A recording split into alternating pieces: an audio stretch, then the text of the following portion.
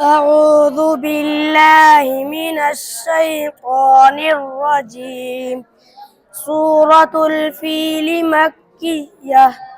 بسم الله الرحمن الرحيم. ألم تر كيف فعل ربك بأصحاب الفيل؟ ألم يجعل كيدهم في تضليل وأرسل عليهم طيرا أبابيل ترميهم بحجارة من سجيل فجعلهم كعصف مأكول. سورة الهمزة مكية. بسم الله الرحمن الرحيم.